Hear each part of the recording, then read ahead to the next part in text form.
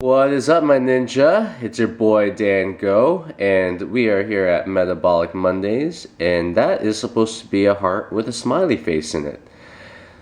Yeah, I didn't really do a good job of that, but this will get better with practice, as with everything. And today we're going to be doing the videos a little differently. What we're going to be talking about today is cardio. And yeah, I mean, I gotta give it up to Brian Johnson because he gave me the idea for this. He's the owner of Entheos.com, and I read his philosopher's notes every single day. I'm huge on philosophy, and I also watch his videos. And one of the ways he likes to do his videos is the way that I'm showing you right now, and I feel it's a great way to really learn the kind of the material I'm about to give you, because not only are you going to be hearing it through two learning modes, auditory and visual, but hopefully after this you'll be trying out the free workout that we have for you. And after you try out that third workout, you'll actually learn in the third style, which is kinesthetics. So today I'm going to give you the most effective cardio routine that you can do in your gym. Okay, and this really just requires an elliptical, stationary bike, or a treadmill. Personally, I love the treadmill. Okay, so yeah, let's get into it. So cardio is amazing at burning fat. Okay, let's just say that. A lot of people will tell you not to do cardio. A lot of people will tell you that doing a lot of cardio will make you look like a wafy marathon runner. You could do like a little stick man over here. They'll make you look like this. But in reality, you have to realize that, your muscle is a lot stronger than you think. And whenever people say that if you do a lot of cardio, you'll be burning a ton of muscle, what people have to realize is that you have to look at your muscle as like a tire, and essentially it's like a slow hiss when it's kind of like a tire that's blown up, and to lose muscle, it's almost like a slow hiss. As long as you keep on doing weight training, you're not really going to be burning a ton of muscle, all right? So as long as you keep up your weight training program, you're not going to be burning a ton of muscle. Plus, if you do it correctly, as we'll show you today, you can actually burn off anywhere from 400 to 500 calories in one sitting. And to me, that's an extra meal, all right? So who doesn't want to eat an extra meal? Anybody put their hands up? Okay, I didn't think so. So we're going to continue. So cardio is great at fat burning. If you do it correctly, it burns a ton of calories, and we're going to show you the best way to do it today. We got some problems with doing cardio, all right? Personally, when I go into the gym, I see that it's done not incorrectly 99% of the time.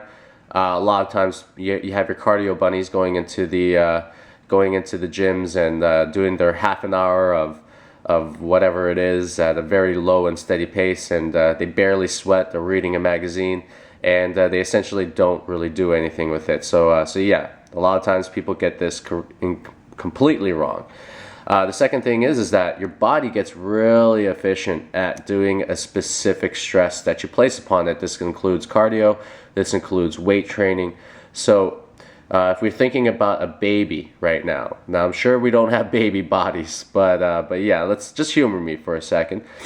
Like, if you think about a baby just learning how to walk for the first time, pretty much when you look at it walk, it expends so much energy to not only get up, to balance itself, but to also learn the new movements that's being placed on it, the new stresses that's being placed on its body. But what happens, say, 6 weeks into learning how to walk? First of all, their body just gets really efficient at doing it.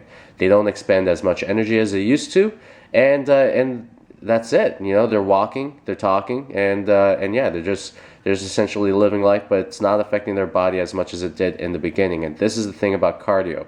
A lot of times our bodies get used to the stresses we place on it, so we always have to switch things up. We either have to make things harder, or we just have to make things different. And that's what you're going to kind of see with the sample workout that we're going to give you today. Second thing is a lot of people say it's boring and not challenging. I can't really do anything about the boring part. The only thing I say is get an audio book and just put it in your MP3 player and just go. And in terms of not being challenging, well, it goes back to the first point, or second point. We have to always change it up. All right. So, and the very last one is that people either do one or the other. So they either do strictly high intensity interval training, which is fine. I love it. And they either do long endurance cardio, which is like 30 minutes of straight running, which I don't particularly like.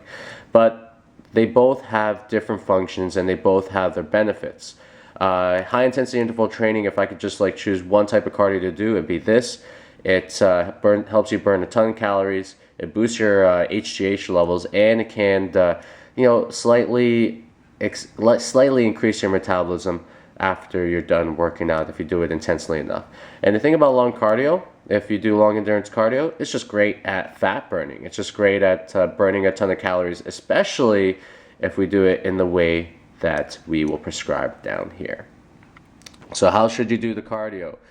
You have to combine both of the theories together, all right? So to get the best benefit out of your cardio program, you definitely have to combine both theories because both ways have their benefits.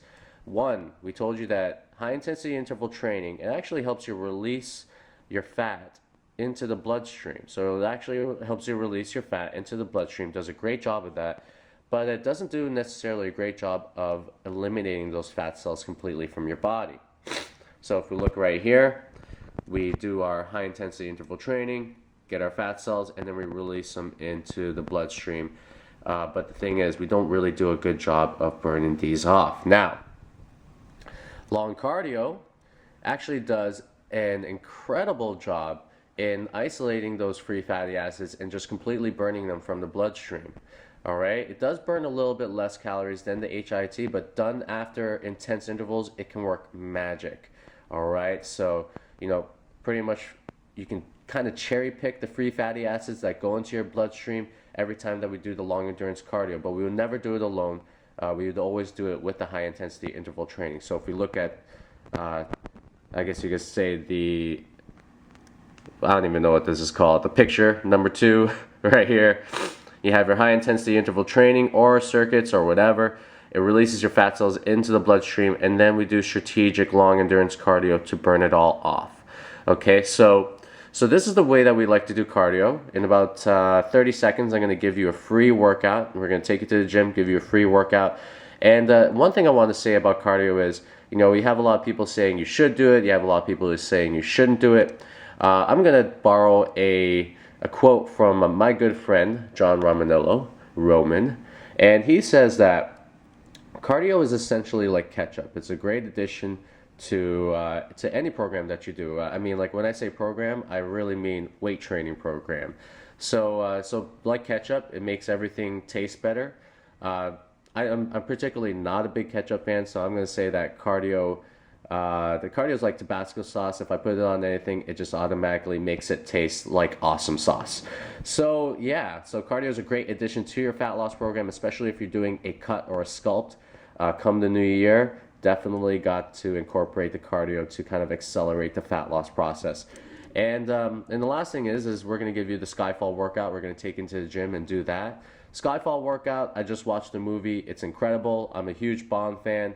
I'm a huge Bond fan when Daniel Craig does the movies because he's just the boss. All right, and yeah, in Skyfall, Daniel has this